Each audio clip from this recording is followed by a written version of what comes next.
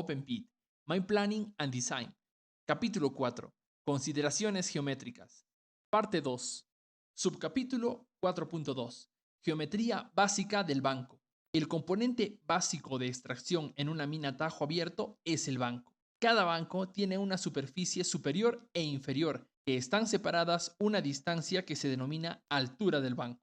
Las superficies subverticales expuestas son llamadas caras del banco, las cuales son descritas por el pie, la cresta y el ángulo de la cara del banco, el cual es el ángulo que hace la cara con el plano horizontal. El ángulo cara de banco puede variar considerablemente en función a las características de la roca, la orientación de la cara y las prácticas de voladura. En la mayoría de los tajos con roca dura, el ángulo cara de banco oscila entre 55 y 80 grados. Un valor típico para comenzar a diseñar puede ser de 65 grados. Este número debe ser usado con cuidado, debido a que el ángulo cara de banco puede tener un efecto mayor en el ángulo de talud. Normalmente, las caras del banco se minan tan verticales como sea posible. Sin embargo, debido a diferentes razones, existe una cierta cantidad de sobre-rotura, la cual se define como la distancia por detrás de la cresta de diseño en que se ubica la cresta real.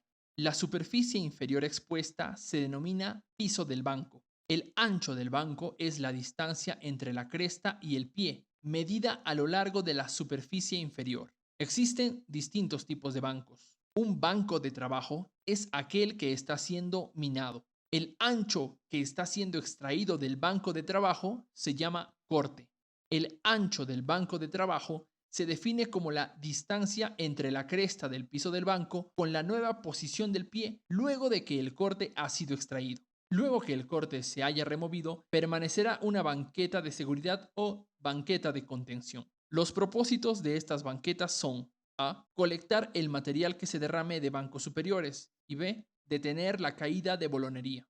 Durante la extracción primaria se dejan banquetas de seguridad en todos los niveles. El ancho de las banquetas varía en función a la altura del banco. Generalmente, el ancho de las banquetas de seguridad está en el orden de las 2/3 partes de la altura del banco.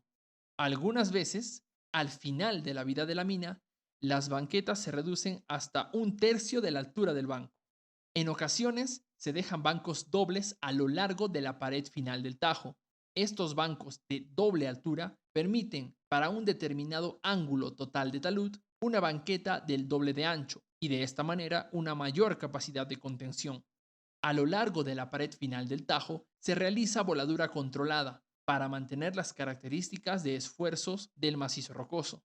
Además de dejar banquetas de seguridad, por lo general se construyen bermas o pilas de material roto a lo largo de la cresta. Estas desempeñan la función de formar una especie de cuneta entre la berma y el pie del talud para contener la caída de rocas. En base a estudios de caídas de rocas realizados por Ritchie en 1963, Cole en 1986 elaboró recomendaciones geométricas para el diseño de banquetas de contención. Por ejemplo, para un banco de 15 metros de alto, recomienda una zona de impacto de 3.5 metros más un ancho de berma de 4 metros, lo que totaliza en un ancho mínimo de banqueta de 7.5 metros. También se construyen bermas de seguridad a lo largo del límite exterior de un banco para prevenir que los camiones u otras máquinas se despisten. Las bermas realizan la misma función que las barandas en las autopistas. Normalmente, esta pila de material tiene una altura mayor o igual que el radio de la llanta.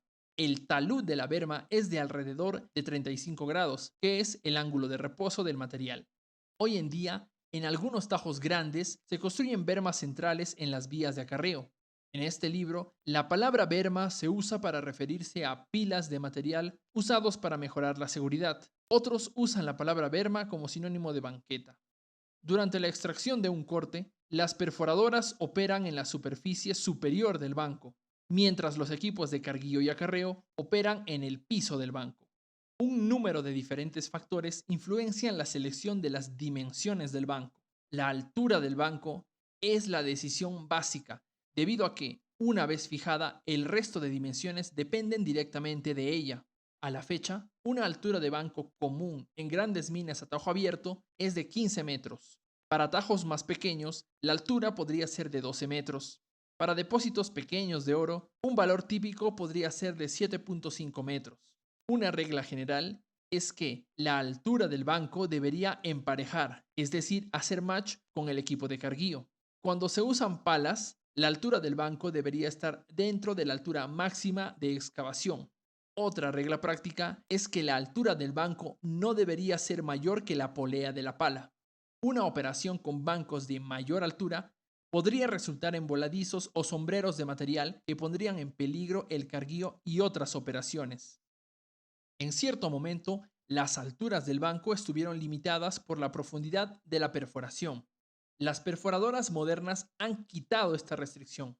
Sin embargo, en grandes operaciones a tajo abierto, es deseable que como mínimo los taladros se perforen en una sola pasada. Esto significa que la barra de perforación debe tener la longitud suficiente para perforar una distancia igual a la altura del banco más la sobreperforación necesaria. Un depósito puede extraerse de diferentes maneras con diferentes alturas de banco. Operar con bancos altos conlleva a tener menor selectividad, pudiendo mezclarse mineral de alta y baja ley o diferentes tipos de mineral. Mayor dilución, mezclando mineral y desmonte. Menores frentes de trabajo y por consiguiente menor flexibilidad.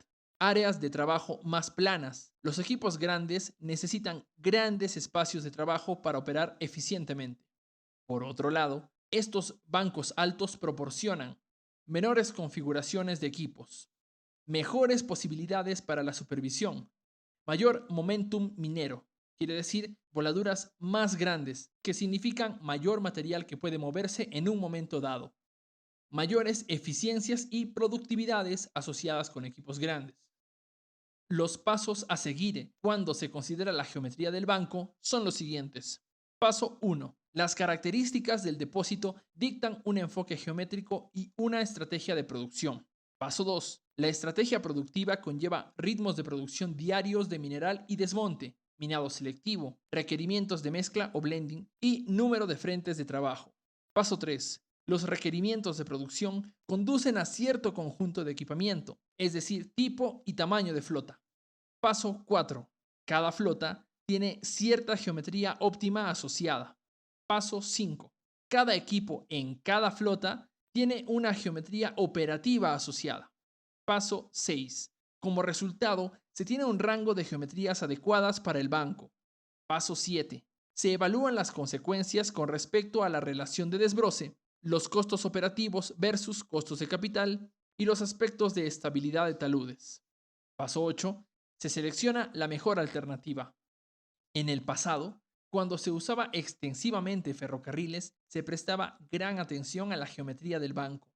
Hoy, el uso de equipos móviles montados sobre orugas o neumáticos ha reducido los requerimientos de evaluar detalladamente la geometría del banco.